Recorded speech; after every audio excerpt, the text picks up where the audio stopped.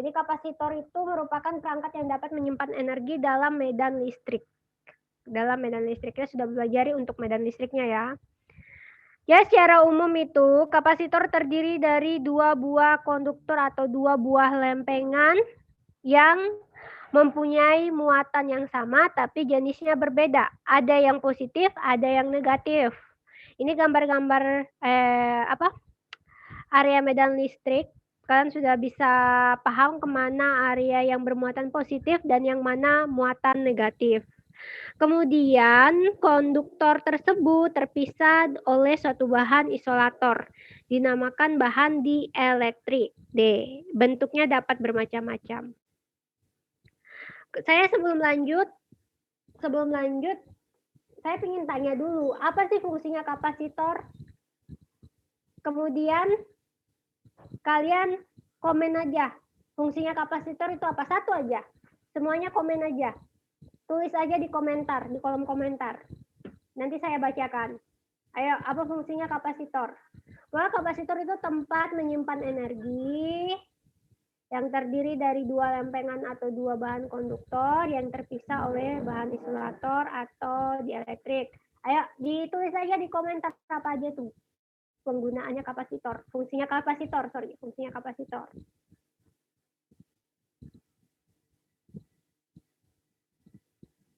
Sudah ada? Baru 2.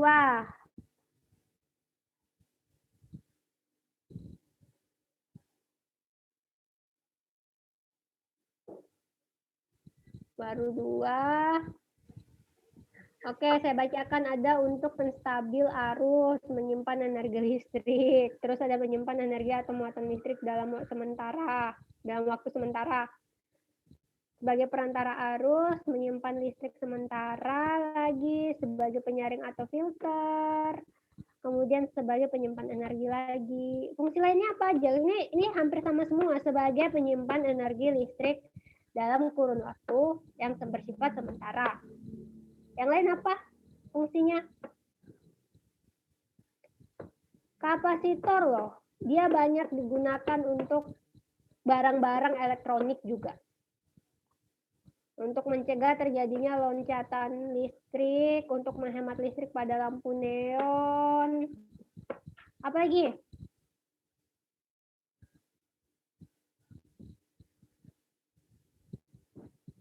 Apa lagi, guys?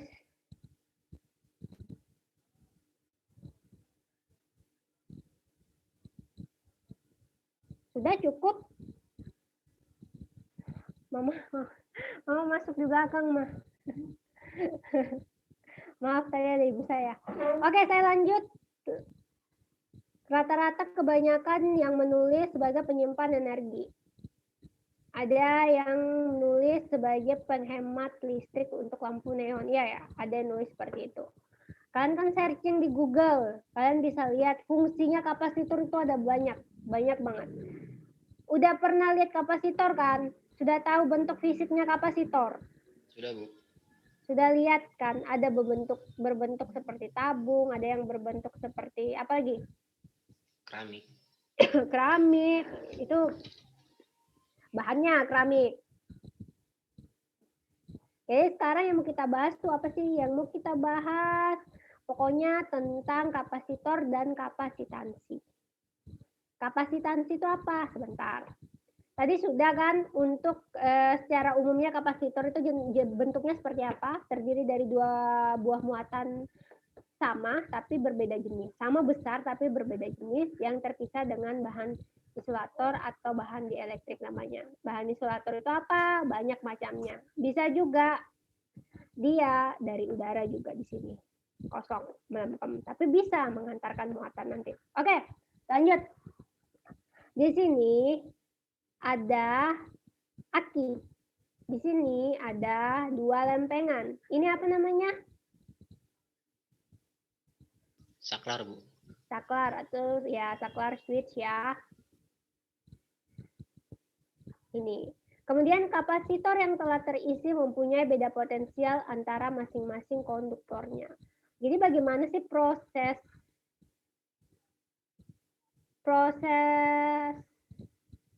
bentar ya, saya nyari mouse saja lah. Bagaimana proses pemberian muatannya? Kalau dari sini proses pemberian muatan atau pengisiannya kapasitor dilakukan dengan menghubungkan kapasitor masing-masing konduktor dengan sumber tegangan beda potensial tertentu. Jadi ada untuk lempengan yang bermuatan positif dan ada juga untuk lempengan yang bermuatan negatif. Gambarnya seperti apa?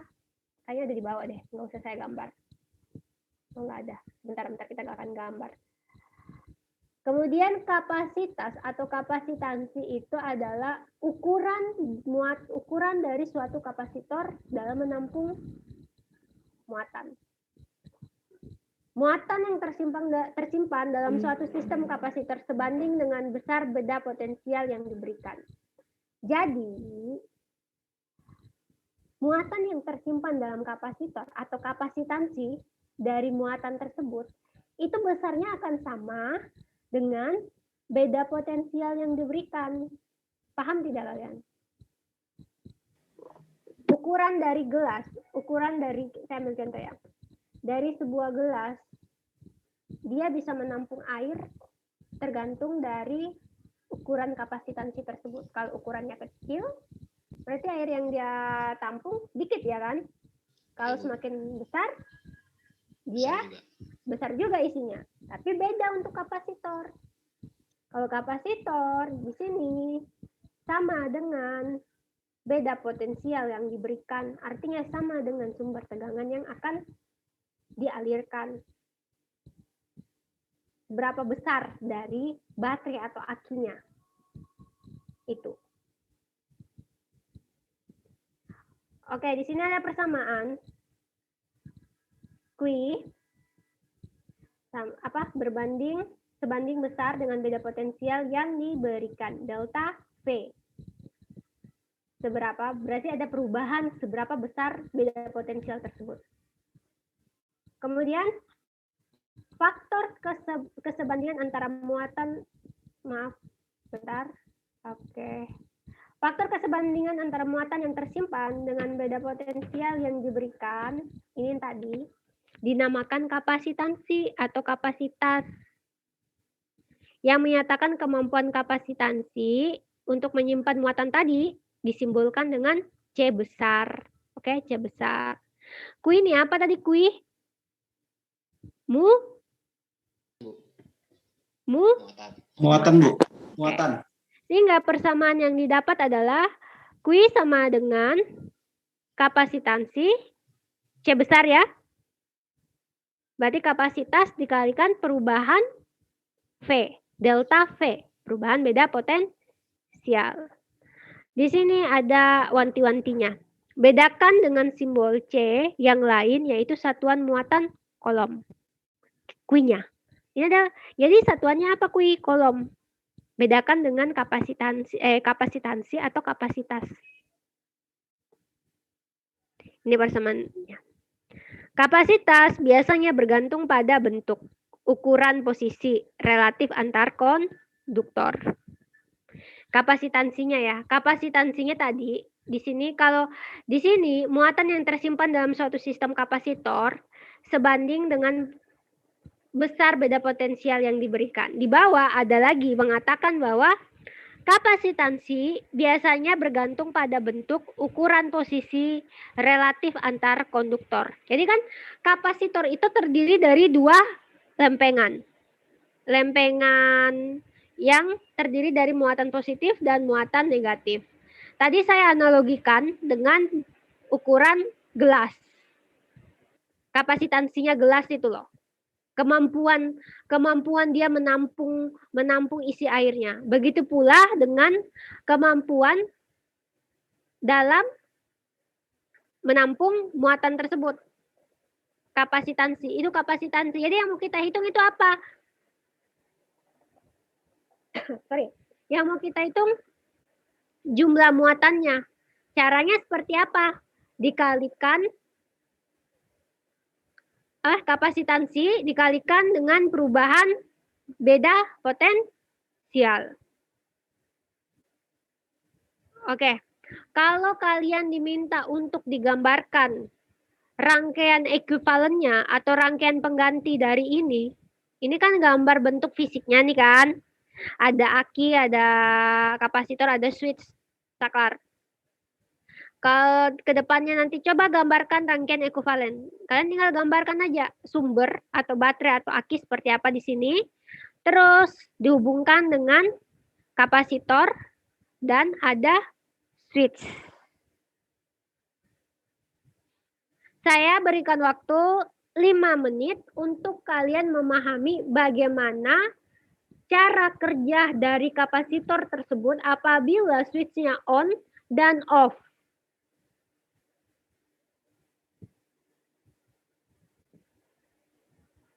Oke, 5 menit dari sekarang. Saya berikan waktu kalian untuk membaca atau mau cari di Google, terserah. Bagaimana pengisian dari kapasitor tersebut apabila switch-nya atau saklarnya on atau off.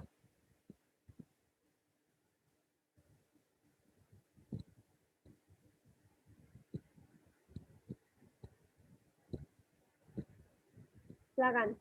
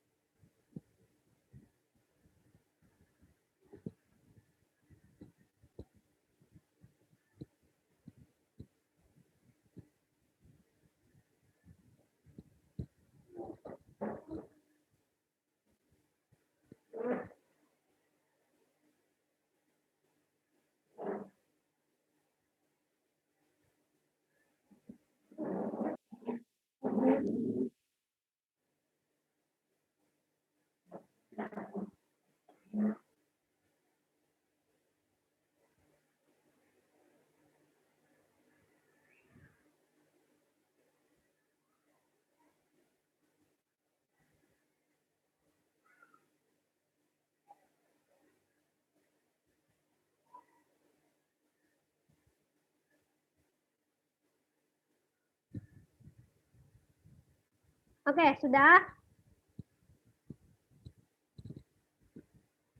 Sudah belum? Untuk pengisian kapasitor ini. Siapa yang mau menjelaskan?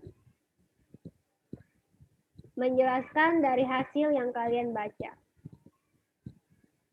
Atau menggunakan kalimat kalian sendiri.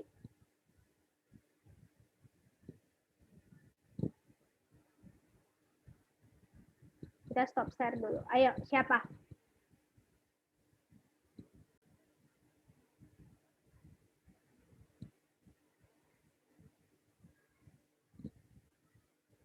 Siapa yang bisa menjelaskan saat saklar off, saklar on, kapasitor itu seperti apa? Kapasitor tadi kalau dibacanya terdiri dari dua lempengan atau dua konduktor, ada konduktor 1, ada konduktor 2. Ayo coba, siapa yang mau? Jangan saya teruslah bercuap-cuap.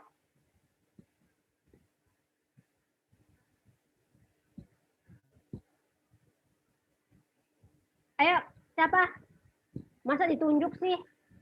Kalian ini udah hampir semester, bukan hampir, udah semester 2, masa nunjuk-nunjuk lagi?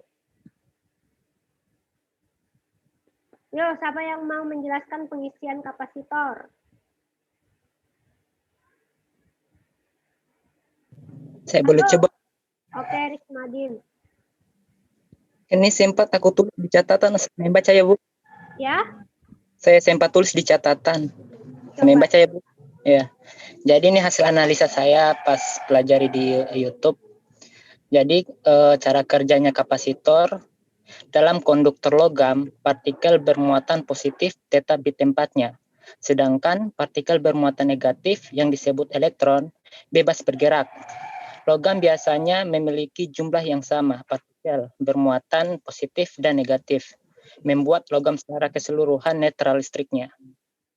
Logam selalu netral, jadi jika kelebihan elektron di pelat logam itu atau menumpuk, mereka akan saling tolak-menolak dan mengusir elektron yang mencoba masuk. Itu aja, Bu. Itu aja. Oke, tapi pada saat saklar on sama off, bagaimana posisinya konduktor 1 dan konduktor 2 yang bermuatan positif dan bermuatan negatif?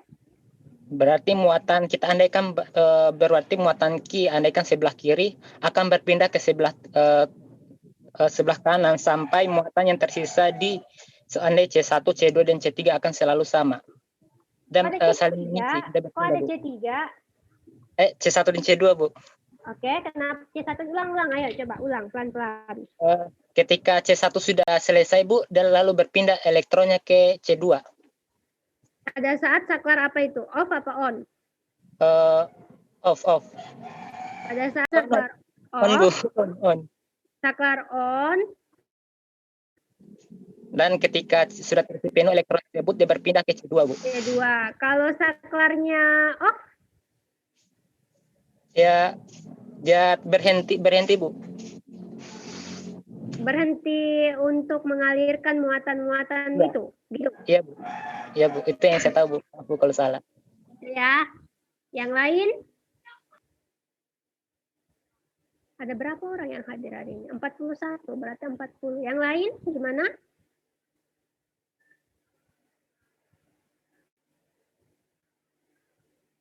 Gimana? Masih mencari di Google? Masih membaca? Bagaimana proses pengisian kapasitor?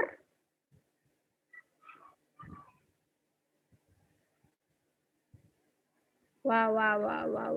Not. Saya baru cuma ketemu satu orang yang bisa menjawab, tapi tidak tahu benar atau salah. Itu hasil analisisnya dia. Jadi, tugas kalian lagi adalah tambahan dari kemarin. Catat bagaimana proses pengisian kapasitor saat saklar on dan off, dan ada juga baterainya atau aki di situ sebagai sumbernya. Kalian. Sudah dibilang jangan malas. Bu, saya boleh jawab Kak, Bu? Siapa? Boleh Kak, Bu? Roland, Bu. Roland. Oke, Roland. Ya, Bu. Saya, Bu, pada saat saklar pada posisi on, bentar, Bu. Bentar, Bu. Pada saat saklar pada posisi on, arus itu akan mengisi kapasitor sampai penuh. Arus yang mengalir makin kecil, sedangkan tegangan kapasitor makin besar. Sedangkan pada saat saklarnya off, pada saat itu kapasitor masih penuh muatannya. Karena itu arus akan mengalir melalui tekanan R. Pada saat itu terjadi proses pengosongan kapasitor, Bu. Tegangan kapasitor akan menurun. Ada R-nya. Iya, Bu, saya baca, Bu. Loh. Kita belum berbicara ada resistornya ya. Kita cuma membahas ada 3. Oh, kalau gitu, Bu, dia pada saat on dia melakukan pengisian sampai penuh. Dan pada saat saklar off dia melakukan pengosongan, Bu. Pengosongan. Iya, Bu. Jadi pada saat on, muatan-muatan tersebut ditampung oleh kapasitor. Seperti itu? Iya, Bu, pada saat sampai penuh. Pada saat saklar berada pada posisi off, akan terjadi pengosongan, Bu, di kapasitor. Mari kita lihat. Kalau di sini bilangnya ya, ketika saklar ditutup, Medan listrik dari baterai membuat elektron dari konduktor 1 tertarik ke terminal plus baterai. Mana terminal plus baterai? Ini. Pada saat saklarnya ditutup ya. Saklarnya ditutup itu artinya saklarnya on apa off? On, Bu. On. Bukan off ya. On, Bu. Pada saat saklarnya on. Oke. Konduktor 1 tertarik ke terminal plus baterai. Ada elektron yang masuk ke sini. Akibatnya konduktor 1 yang ini kan ada 2 ya. Ini kapasitor terdiri dari 2 lempengan, konduktor 1 dan konduktor 2. Ada baterai, ada switch. Tadi pada saat saklarnya dia tertutup, elektron yang di sini atau muatan yang di sini di konduktor 1 tertarik ke terminal plusnya, baterai. Sehingga apa? Sehingga kehilangan muatan di konduktor 1.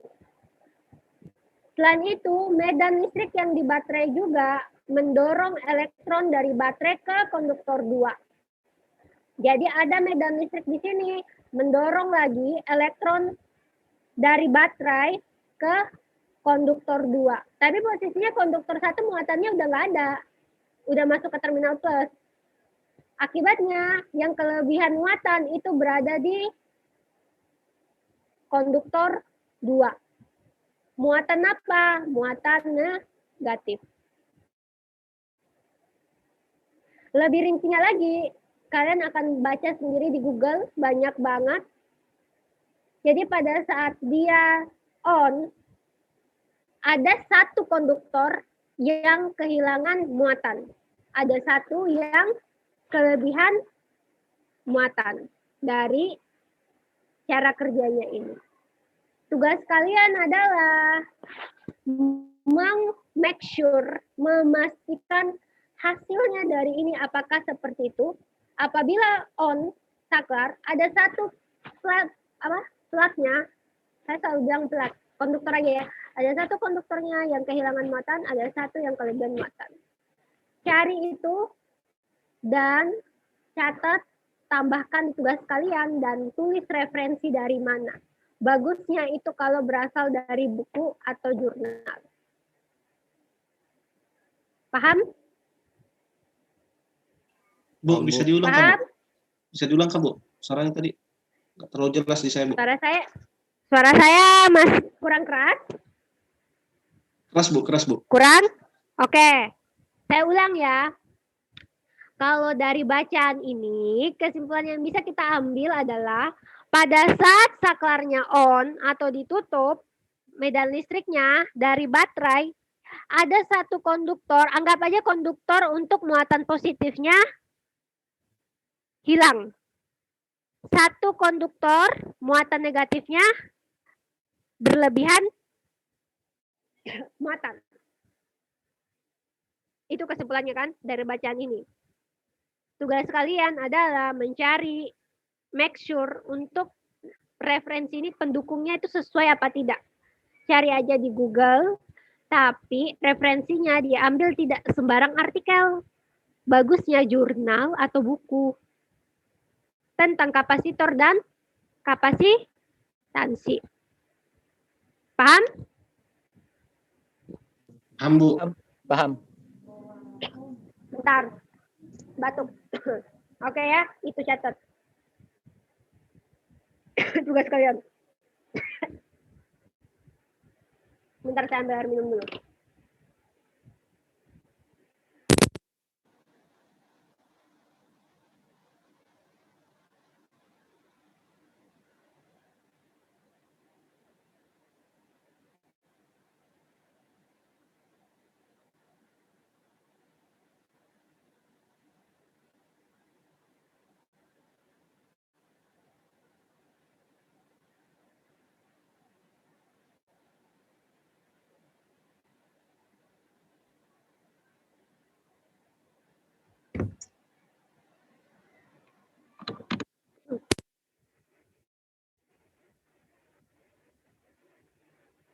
Oke.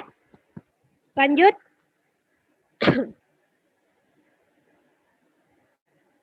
kapasitansi berbagai macam kapasitor. Jadi saya bacakan aja. Untuk menentukan kapasitansi suatu kapasitor, tentukan dulu medan listrik akibat konduktor. Jadi dalam konduktor tadi, kapasitor kan terdiri dari 2 konduktor. Ada muatan positif dan muatan negatif. Kemarin kan sudah saya berikan. Apa itu medan listrik? Kan? Bagaimana arahnya yang positif dan bagaimana arahnya yang negatif. Sehingga yang harus kalian pahami pertama adalah tentukan medan listrik akibat konduktor yang bermuatan. Jadi anggap aja masing-masing konduktor bermuatan sama atau sebesar Q. Dapat diperoleh menggunakan hukum Gauss atau hukum Coulomb. Kemudian yang kedua, tentukan beda potensial antara kedua konduktor. Beda potensial di sini V-nya. Sumbernya, entah itu baterai atau aki. Ini untuk menentukan kapasitansi ukuran dari suatu kapasitor. Kemudian yang ketiga, tentukan kapasitansi sistem kapasitor tersebut dengan mengingat bahwa kapasitansi merupakan perbandingan antara muatan dengan beda potensial. Jadi persamaannya kan sudah jelas kan teman-teman, tadi kan Q sama dengan C kali delta V. Jadi kalau kita mau hitung kapasitansi, ya udah C sama dengan Q per V. delta Delta T. V. Udah jelas. Jadi Terus. untuk mengukur kapasitansi, 3 tadi parameternya. Muatannya, kemudian medan listriknya, dan beda potensi. Ya, bentar. Halo, Assalamualaikum Ibu.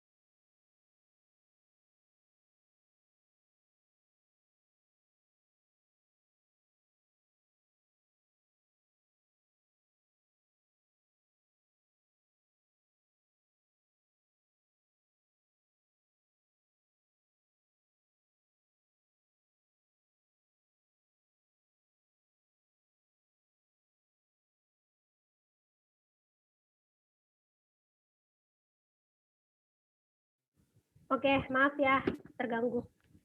Tadi kita sampai di mana?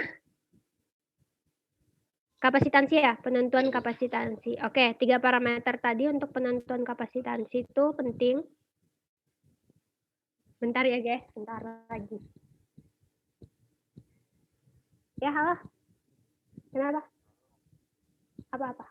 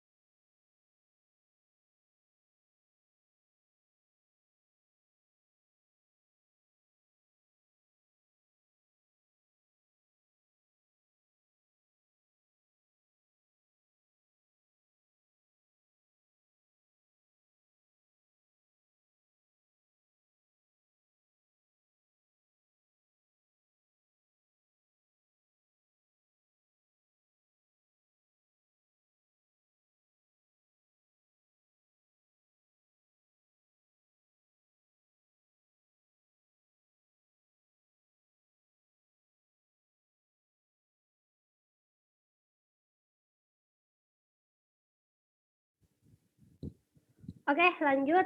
Maaf. Ini untuk penentuan kapasitansi, kita lanjut ke jenis kapasitor. Di sini itu akan dibahas ada 2 apa 3 ya. Jadi kapasitor, ada kapasitansi kapasitor bentuk keping sejajar.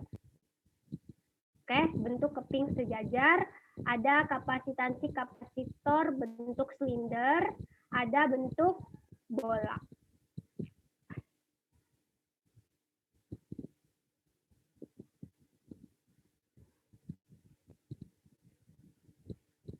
Saya ngasih dulu ini ya, baru mungkin kita akan agak cepat selesai. Jadi kapasitansi kapasitor keping sejajar tadi terdiri dari 2 plat atau 2 keping lempeng yang sama besar, yang bermuatan P, terus ada luas permukaannya A. Sehingga nanti persamaannya seperti ini.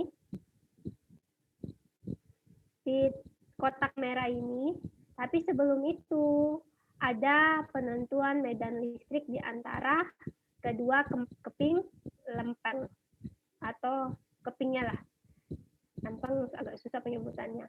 2 muatan yang sama, ada positif dan ada minus. Kalian udah paham kan bagaimana arah dari medan listriknya atau arah panah tersebut yang bermuatan positif dan bermuatan negatifnya? Udah nggak bingung-bingung lagi kan? Udah paham ya? Jadi medan listrik di antara kedua keping lempeng, nanti persamaannya itu ada epsilon. Ini apa bacanya yang ini? Ini apa? Tuh, bacanya begini tuh apa tuh? Ini epsilon di bawah kan? Bacanya begini. Ini apa yang ini? Ini apa begini? Yang mana? Yang mana? Ini. Ini loh. Ini apa? Ini apa? Tahu. Hah? Tahu. Tahu? Hah? Tahukah, Bu? Aduh. Ini kira-kira apanya sih?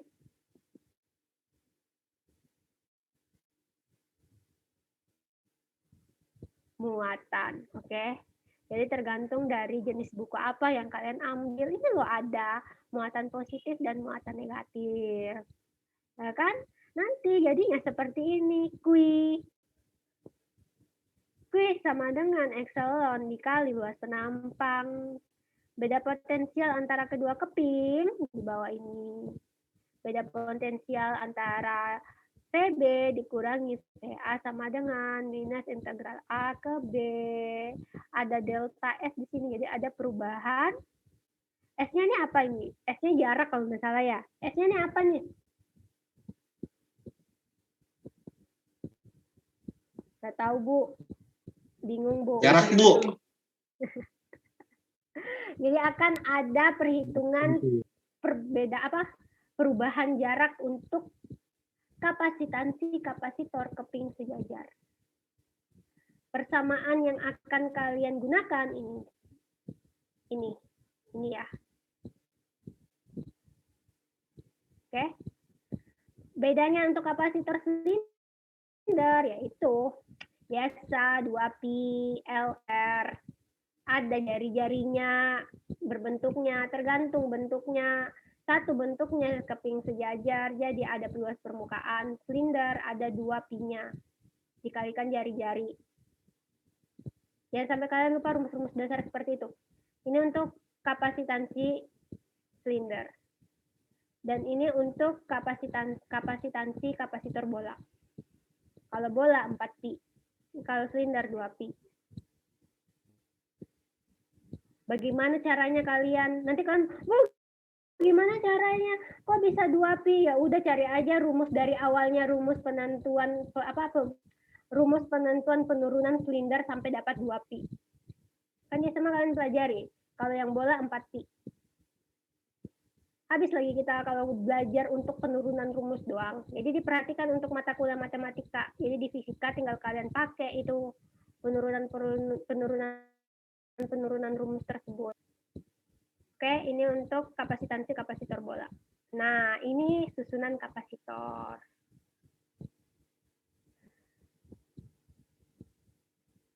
Oke. Susunan kapasitor pasti semuanya sudah paham. Ada yang secara seri, ada yang secara paralel. Jadi di sini ada sudah kelihatan. Yang ini apa? Yang ini dulu, belum ada ya? Kan belum ada ya? Ini apa? Ini apa? Paralel apa seri? Paralel, Bu. Paralel, Bu. Kalau yang ini? Seri. Sudah bisa membedakan ya, jadi nggak bingung-bingung lagi. Awas kebalik. Persamaannya sama saja dengan kalau kita menghitung resistor seri dan resistor paralel. Sama apa beda? Coba lihat, sama apa beda? Beda, Bu. Beda, Bu. Kalau seri gimana ngitung totalnya? Langsung ditambah aja, Bu. Nah, kalau tadi bilang beda. Kalau beda sama resistor ya berarti nggak dijumlahkan lah. Tadi kalian bilang beda. Yang seri kan? Kalau yang seri gimana ngitung totalnya?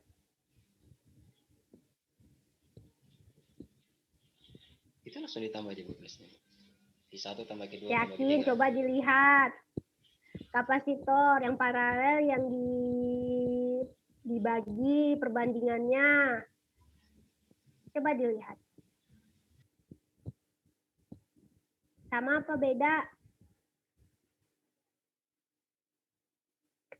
Oke, kita bahas deh. Ini susunan kapasitor paralel. Pada susunan paralel, tegangan beda potensial pada tiap kapasitor sama besar. Paralel loh. Jadi di sini ada C1, C2, C3. C1-nya ada muatan 1, ada muatan 2. Sama dengan muatan 3. Sehingga CT, C total, muatan total untuk negatif dan positifnya, seperti apakah itu? Jadi ada persamaan ya. Q1 sama dengan nilai C1 dikalikan V. Begitu pula dengan Q2 sampai Q3. Q total sama dengan Q1 tambah Q2 tambah Q3. Oke. Masih berbicara C peganti atau C total aja lah. Sehingga C-nya sama dengan Q total dibagi V. Ya kan? Kalau Q sama dengan C kali V, kalau hitung C-nya berapa? Q dibagi V. Ya kan? Sedangkan Q total itu ini persamaannya. Masukin aja Q1, Q2, Q3 per V. Q1, Q2 per Q3 sama dengan V sama dengan C, nilai C. Iya kan? C1 dibagi V, C1. Jadi untuk C1 tambah C2 tambah C3. Jadi kebalik-balik aja tuh. Persamaannya aja tinggal dimasukin. Terus kita kita ringkas supaya lebih mudah. Sehingga C pengganti paralel sigma I-nya sama dengan 1 arusnya dengan N, C, I. Berarti apa kalau sigma? Jadi ngitung nilai C totalnya gimana? Kalau untuk rangkaian paralel kalau sigma.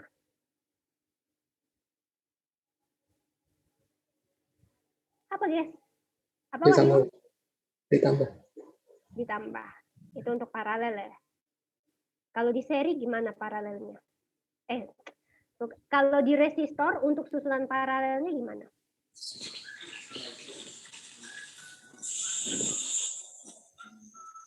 Kalau di sini R1, R2, R3, untuk menghitung R totalnya di situ gimana kalau untuk susunan paralel?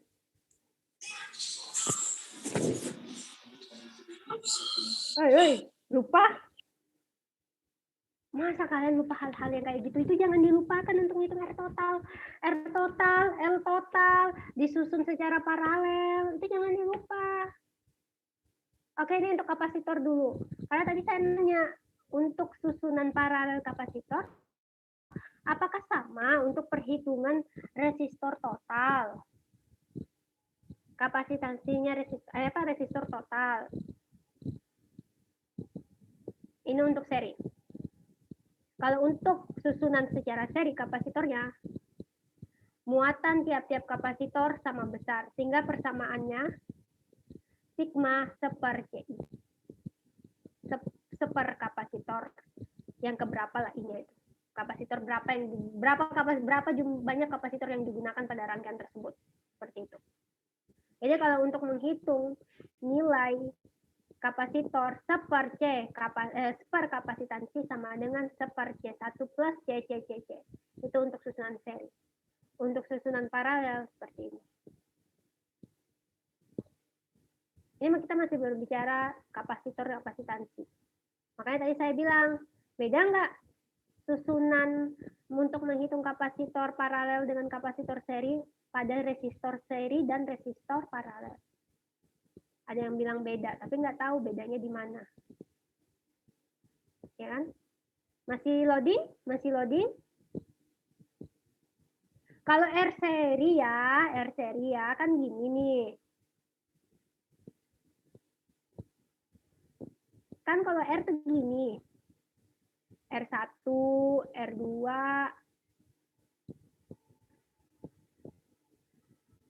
ini aja ya. Sorry ya, jelek gambarnya. R1, R2, R3. Ini seri kan? Kalau kita ngitung R totalnya kayak apa? Pakai 1 per, Bu. Ditambah, Bu. Seri loh, resistor loh. Ditambah. Jangan kebalik-balik ya, guys. Langsung Untuk ditambah. resistor, ngitung R total. Langsung tambah, Bu. Tambah. R1 plus R2. Dan seterusnya. Ini untuk seri resistor. Beda untuk, makanya tadi saya bilang, bedakan untuk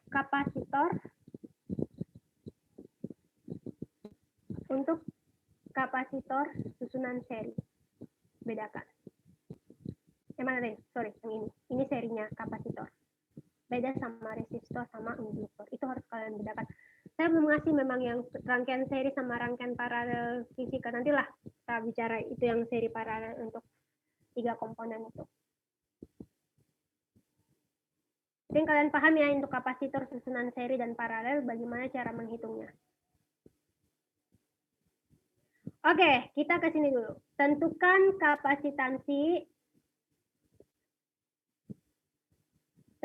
kapasitansi pengganti susunan kapasitor berikut.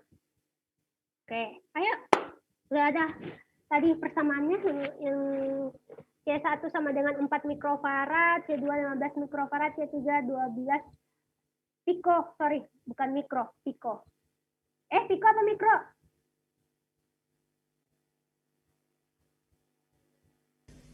Mikro, Bu. Mikro, Bu. Mikro. Oke, langsung tentukan kapasitansi pengganti susunan kapasitor berikut. Ayo, dikerja. 5 menit lah, 5 sampai 7 menit. Sudah di screenshot? Screenshot dulu.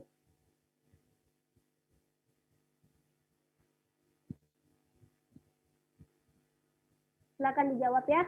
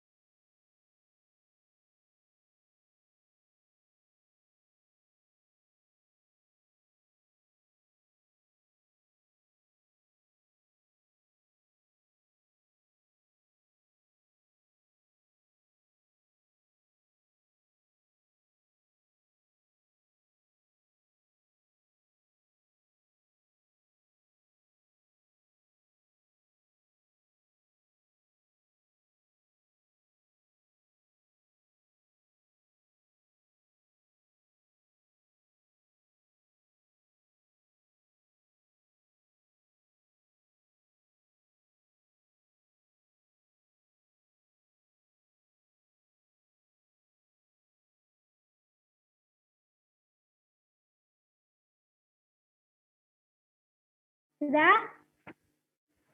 Didan, Firlian, Muhammad ini nggak pernah aktif. Muhammad Lut, Anggara, Farah, Bobi Yoskan, Muhammad Wahyu, Nanda, Sony. Banyak juga ya yang nggak aktif kameranya. Oke, sudah. Siapa yang mau menjawab? Sudah? Siapa yang mau menjawab? Saya mau jawab tapi Bu, Udah, nggak usah ragu-ragu, jawab aja langsung. Oke, berapa nilai C penggantinya? 12,3 Bu. Berapa?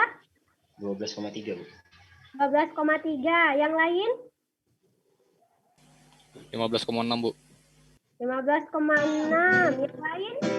15,16. 15,16. 15,1. 15,1. Roland. Oke, Andi Rahman, coba kamu jelaskan bagaimana kamu dapat 12,1. Berapa tadi kamu dapat? 316. 13,316. Enggak.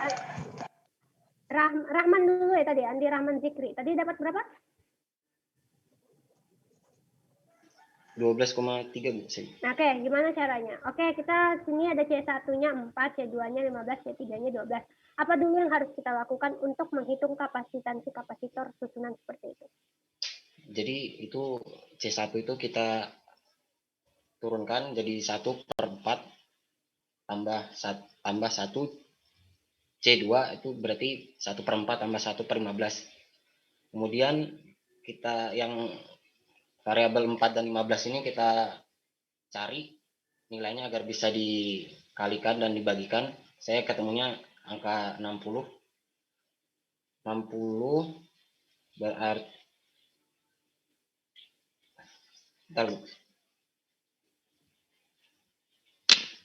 60 itu dibagi 4 sampai dengan dapatnya 15. Jadi 1/4 itu nilainya 15/60.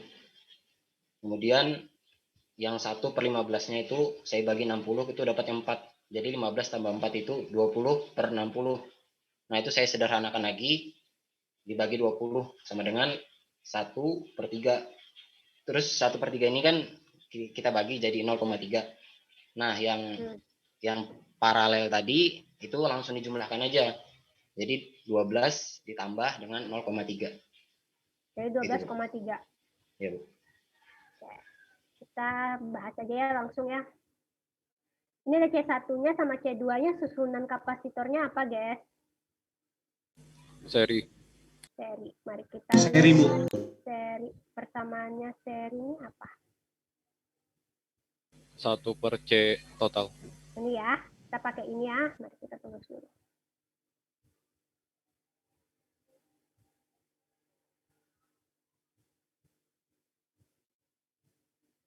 Saya nulis-nulis. Oke, berarti kita ngitung yang seri dulu nih ya. Iya, Bu. Berarti C1 dan C2. Jadi C1 dan C2. Ya, benar ya? Ya Bu. Berarti C1 tambah C2, Bu. 2. Jadi sama dengan 1/4 tambah 1/15.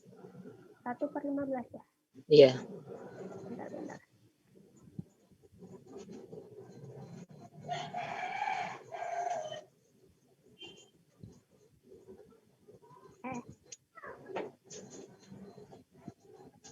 Satu per 15. Berapa hasilnya? Sama dengan 19/60 atau 0,316. 1/4 tambah 1/15 berapa hasilnya? 19/60 atau 0,316. 19/60. Tulis dulu Iya. aja ya. 19/60. Sorry. Tapi C1, 2. Ya kan? Kita mau nyari C1, 2-nya nih. Di sini aja saya tulis di atasnya ya. Pam-pam aja ya. C12-nya gimana kalau mau ngitung C12-nya? Satunya kemana? 60-nya naik ke atas, Bu. 60-nya naik ke atas. Per 19. Wahyu, suaranya nggak jelas. Berapa? 60/19. 60/19. Karena satu ya, jadi enak kali-kalinya ya. Iya, Bu. Karena satu. 60/19 berapa hasilnya?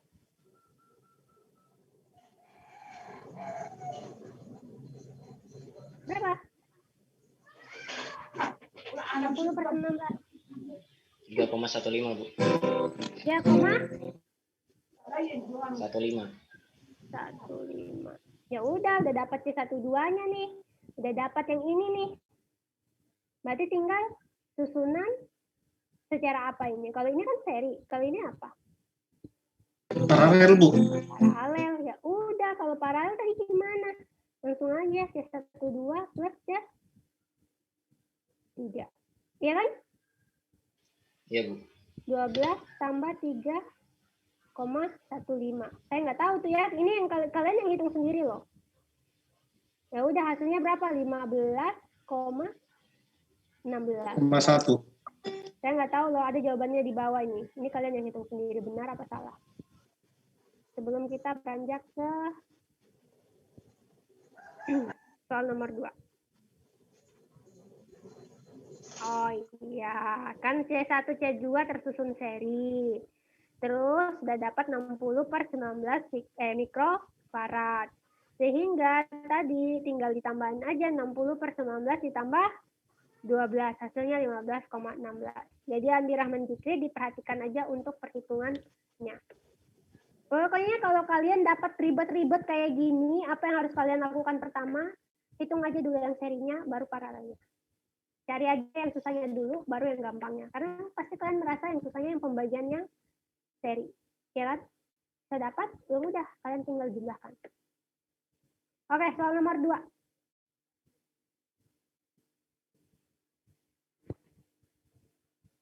Soal nomor 2, ayo.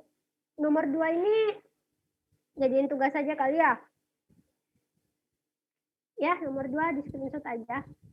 Nanti tambah sama tugas yang kemarin. Ini masih gampang nih. Sudah di screenshot?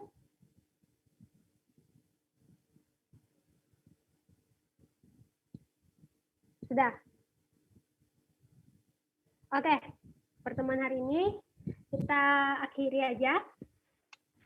Saya masih lihat banyak banget yang tidak off kamera, sedangkan kami dosen dituntut untuk melihat kerapian kalian juga. Jadi bagi kalian yang tidak mengikuti kontrak kuliah saya, yang sudah saya jelaskan di awal pertemuan, ya jangan sampai kalian pada saat sesi evaluasi selesai, penginputan nilai sudah selesai, kalian akan menanyakan, kenapa seperti ini Bu nilai saya? Kenapa seperti ini?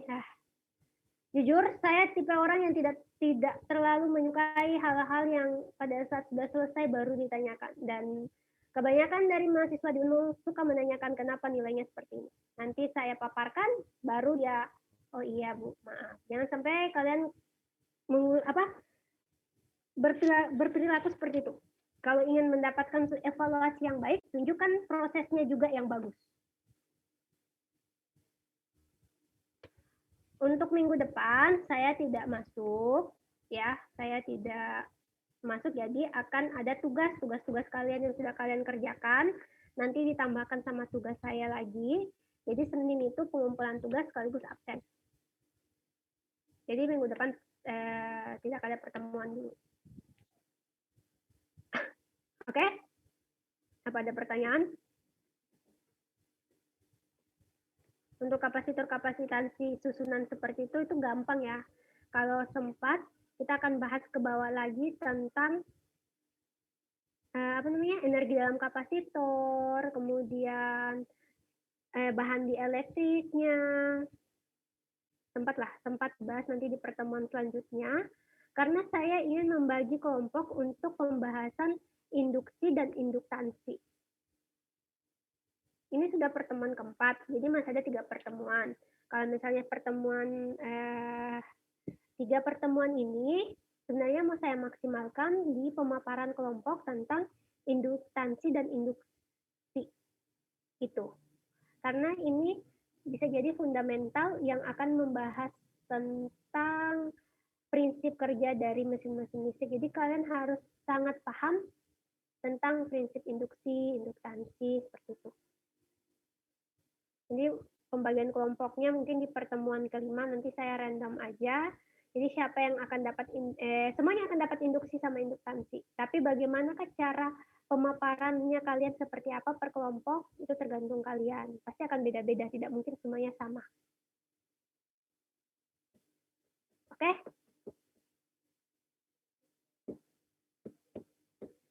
Ada pertanyaan? Cukup?